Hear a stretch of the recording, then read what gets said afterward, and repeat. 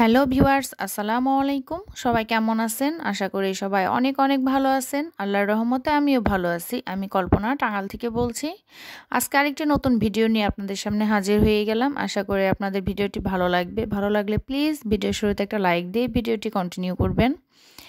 এখানে আজকে সকাল সকালে ঘরের ফার্নিচারগুলো মুছে নিতেছি। এখন তো শীতের দিন, হাত পা একদম কম্বলের নিচ থেকে বের করতে ইচ্ছা করে না, কিন্তু কি আর করার, কাজ তো আর থেমে থাকে না।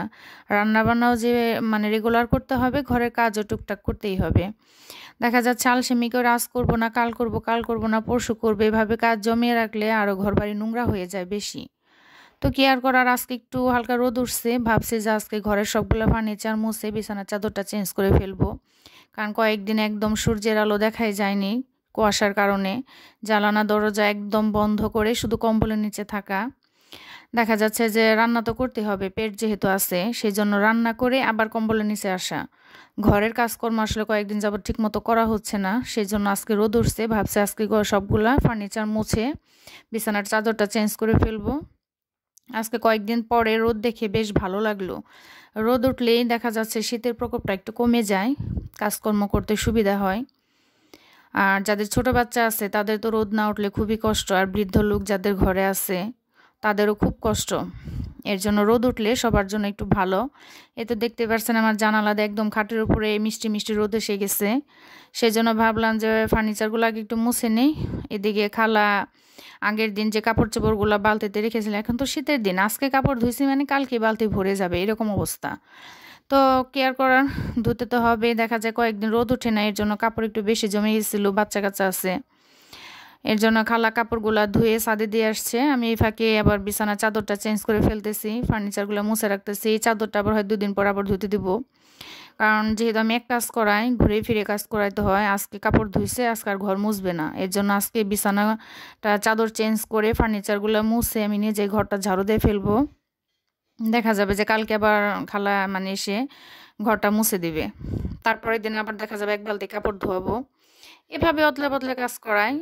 ঘরের অধিকাংশ কাজ আমি নিজেই করি, টুকটাক যেটা আমি না পারি ওইটা জাস্ট খালাকে দিয়ে করানো হয়। এখানে শোকেসটাও মুছে নিতেছি। বললাম না কয়েকদিন শীতের কারণে আসলে হাত পা বের করা হয় না, বাড়তিক যে কাজগুলো এগুলো একটাও করা হয় না, জাস্ট শুধু রান্নার খাওয়া। আর বাচ্চা নিয়ে এই শীতের মধ্যে তো বাহিরে প্রাইভেট আছে, যেতে হবে, এটা বাধ্যতা।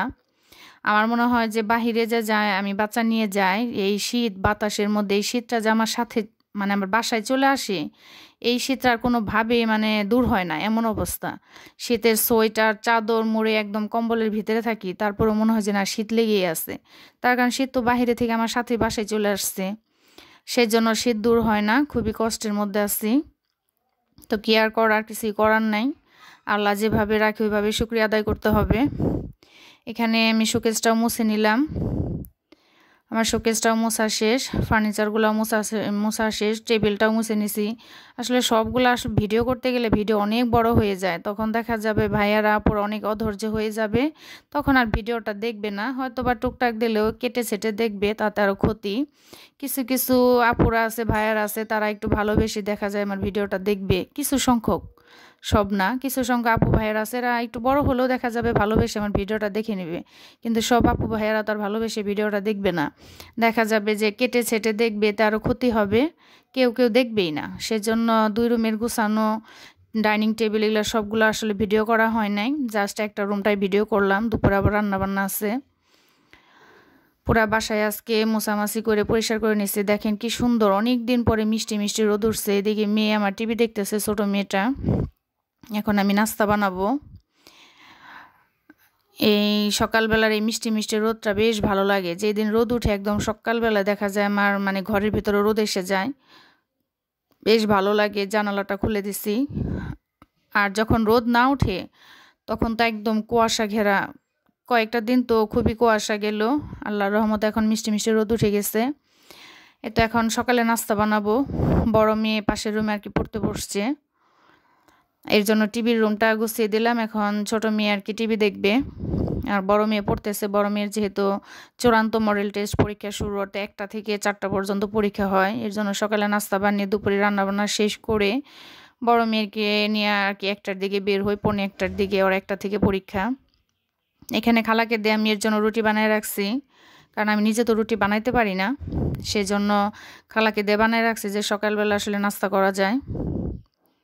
বাচ্চা যেহেতু এখন 2টাই বাসায়, সকালে নাস্তা ওরা আসলে ভাত টাত খেতে চায় না সকালবেলা, একটু চা বিস্কিট বা চা রুটি মানে যে যেটা দেয় হালকা পাতলা এগুলোই পছন্দ করে। এর জন্য আজকে আর ভাজি করি নাই, জাস্ট রুটিটা সেঁকে নিতেছি, দুধ চা আর হচ্ছে ডিম পোস্ট করে দেব, মেয়েদেরকেও দেবো, আমি নিজেও খাবো, এটা সকালে নাস্তা। এর জন্য একটু বক্স ভরে রুটি বানিয়ে রাখলে সুবিধা হয়। তো চা হচ্ছে এক চুলায় চা দিয়ে দিচ্ছি, আরেক চুলায় দুই হাতে দুই চুলায় কাজ করতেছি, কারণ সকালবেলা সকালে তো এখন দেখা যায় 10টার আগে সকালই হয় না। 10টার দিকে উঠে বিছানাপাতি গুছিয়ে আবার রান্না বান্না শেষ করে আবার দেখা যাবে এই চুলাতে আমি আবার চাটা কোনো রকমের নাস্তাটা করে আমি আবার দুপুরে রান্নাটা করে ফেলবো। মাছটা ভিজিয়ে রাখছি, মাছ না সরি আজকে মুরগি রান্না করব, কারণ প্রতিদিন বাচ্চারা মাছও খেতে চায় না। মাছটা আমার কাছে খুব ভালো লাগে, প্রতিদিনই আমার কাছে মাছ ভালো লাগে, কিন্তু বাচ্চারা আসলে মাছটা প্রতিদিন খেতে চায় না। বড় মেয়ে যাও খায়, ছোট মেয়ে তো একদমই খেতে চায় না, খুবই সমস্যার মধ্যে আছি। ছোট মেয়েটা মাছ খেতে চায় না, ও শুধু মাংস খাবে, কিন্তু মাংসর পাশাপাশি তো মাছ সবজি সব কিছুই খাওয়া উচিত। এই তো আমার সকালের নাস্তা রেডি, এখন মেয়েকে খেতে দেবো, আমি নিজেও খাবো। খাওয়া দাওয়া শেষ করে এখন দুপুরে রান্নায় চলে আসলাম। এখন দুপুরে রান্না করব, এখানে মুরগি বের করে রাখছিলাম। আসলে রান্না বান্না সব কিছু A to Z ভিডিও করতে গেলে ভিডিওটা অনেক বড় হয়ে যায়, সেজন্য কাটছাট করে যতটুকু আর কি দেখানো যায় ততটুকু দেখানোর চেষ্টা করি। প্লিজ ধৈর্য ধরে একটু ভিডিওটা দেখবেন, আর ভিডিওটা কেমন হয়েছে অবশ্যই কমেন্টে জানাবেন। এতক্ষণ ধৈর্য ধরে যারা আমার ভিডিওটি দেখতেছেন তাদের অসংখ্য ধন্যবাদ। আবার একটা লাইক চেয়ে নিলাম, কারণ অনেক আছেন আপুরা ভাইয়ারা লাইকটা দিতে ভুলে যান, প্লিজ লাইকটা শুরুতে দিয়ে নেবেন, কারণ একটা লাইক অনেক উপকার হয় সবার জন্যই। দেখা যাচ্ছে একটা লাইক শেয়ারের কাজ করে, এই ভিডিওটা আপনার মতো আর অনেকের কাছে পৌঁছে দিতে সাহায্য করে। আর আমার চ্যানেলটা যদি নতুন ভিজিট করে থাকেন তাহলে প্লিজ আমার এই ছোট্ট চ্যানেলটিকে সাবস্ক্রাইব করে আমার পাশেই থেকে যেতে পারেন। ভালো লাগা থেকে ভালোবাসার সৃষ্টি হয়, একদিন দুই দিন দেখতে দেখতে হয়তো বা আমার ভিডিওর কোনো অংশ আপনাদের ভালো লেগে যেতে পারে। সেই জন্য প্লিজ ভিডিও চ্যানেলটা সাবস্ক্রাইব করে আমার পাশেই থেকে যেতে পারেন। আর ভিডিওটা কেমন লাগলো অবশ্যই কমেন্টে জানাবেন। এখানে আমার চিকেন রান্নাটা হয়ে গেছে, আমার বাচ্চারা চিকেনটা খুবই পছন্দ করে, সেজন্য আর কি প্রায়ই চিকেনটা রান্না করে দেওয়া হয়। নতুন আলু দিয়ে চিকেন রান্না করে নিলাম, এখন করব একটু সবজি ভাজি। এখন শীতের দিন মানে তো কালারফুল সবজি, রেগুলার একটু সবজি রাখার চেষ্টা করি, হয় সবজি মাছ দিয়ে রান্না করা বা ভাজি বা সবজি রান্না যেটাই হোক, প্রতিদিনই চেষ্টা করি একটু একটু সবজি রাখার জন্য। বাচ্চারা যদিও খেতে চায় না, মানে একটু বলে কয়ে যদি খাওয়ানো যায়, আর আমার নিজের কাছে খুবই ভালো লাগে কালারফুল সবজি। তো সবজিটাও প্রায় হয়ে আসতেছে। আর গতকাল আসলে ভিডিও দেওয়া হয় নাই, ভাবতেছি একদিন পর পরই ভিডিও দেব, কারণ রেগুলার ভিডিও মোবাইলটা মেয়ের কাছে ইদানিং বেশি থাকে। দেখা যাচ্ছে সন্ধ্যার পরে মেয়ে পড়তে বসে, আমিও মেয়ের সাথেই বসে থাকি, কিন্তু বসে থাকলে কি মোবাইলটা তো মেয়েকে দিয়ে রাখতে হয়, কারণ উদ্ভাসের পড়া এমনি আদার্স আরও অনেক পড়া আছে যেগুলো মোবাইল অনলাইনে থেকে বের করতে হয়। সেজন্য আর কি করার, আমি মেয়ের সাথে বসেই থাকি, কিন্তু মোবাইলটা আর কি মেয়ে কাজ করে পড়াশোনা করে, সেজন্য আর ভিডিও সন্ধ্যা রাতে আমি দেখতে পারি না। ওই দিনের বেলা যতটা সময় পাই সব আপুদের ভাইদের ভিডিও দেখার চেষ্টা করি। দেরি হলে কেউ কিছু মনে করবেন না, আমি অবশ্যই ভিডিওগুলো দেখে নিব। আর সেই জন্য আমি একদিন পর পর এখন ভিডিও ছাড়তেছি, একটু ব্যস্ততা। প্লিজ তাও সবাই সাথে থাকবেন, পাশেই থাকবেন, ভুলে যাবেন না। আর মাহবুবা আপু, তোমার জন্য তুমি কয়েকদিন যাবত বলতেছো যে আমার পুচকিটাকে দেখানোর জন্য, এই যে আমাদের ঘরের পুচকিটাকে দেখিয়ে দিলাম।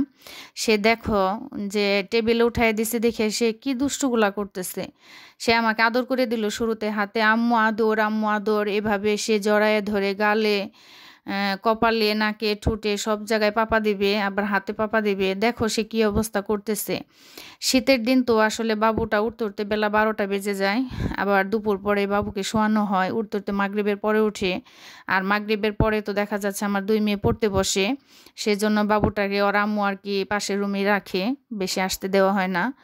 দেখা যাচ্ছে যে দুই বোনেকে পড়তে দেয় না, দিদি দিদি আপু আপু বলে একদম পাগল বানিয়ে ফেলে, সেই জন্য আর পুচকিটাকে ভিডিও করা হয় না। এখন এই টেবিল উঠে দিছি দেখে দেখো কি অবস্থা করতেছে। মাহবুবা আপু কোনো ইউটিউবার না, সে হচ্ছে নীরব দর্শক। সে আমার ভিডিও খুবই পছন্দ করে, ভিডিওটা দেখে অনেক সুন্দর করে কমেন্ট করে। আর এই পুচকিটাকে কয়েকদিন যাবৎ সে দেখতে চাইতেছে, শুধু বলতেছে তোমার পুচকিকে দেখাও। এই যে আমার বুড়িমাটা, আমার লক্ষ্মী সোনা, সবার জন্য দোয়া করবেন। মেয়েটার একটু ঠান্ডা লেগে গেছে, সে তালা চাবি দিয়ে খেলতেছে। দেখেন টেবিল উঠাই দিছি সবগুলা জ্বালিয়ে এলোমেলো করে, এখন তার দিদির ব্যাগের ভেতরে তালা চাবি ভরে দিতেছে, একবার বের করে একবার ভরে। এই তো তার দুষ্টু। এখন তো শীতের দিন, দেখা যাচ্ছে যে সবারই প্রায় ঠান্ডা লেগে যাইতেছে। আমার ছোট মেয়েটা ঠান্ডা লাগছে, এই যে আমাদের বুড়ি মাটার ঠান্ডা লেগে গেছে। সবাই দোয়া করবেন, আমিও দোয়া করি যে আল্লাহ সবার সন্তানকে সুস্থ রাখো, ভালো রাখো। তার সাথে আল্লাহ তুমি আমার সন্তানদেরকেও ভালো রাখো, সুস্থ রাখো। এতক্ষণ ধৈর্য ধরে যারা আমার ভিডিওটি দেখলেন তাদের অসংখ্য অসংখ্য ধন্যবাদ। এভাবে উৎসাহ দিয়ে ভালোবাসা দিয়ে পাশে থাকবেন প্লিজ। এখান দেখেন আমার আম্মুটা আমাকে আবার আদর করে দিচ্ছে, সে নাচা করতেছে। তাকে বললাম একটু নাচা করো, তোমার আন্টিরা আঙ্কেলরা দেখবে, সেজন্য একটু নাচা করে দিল। তার আন্টিদের জন্য, আঙ্কেলদের জন্য সবাই দোয়া করবেন, আমাদের জন্য ভালো থাকবেন। খুদা হাফেজ।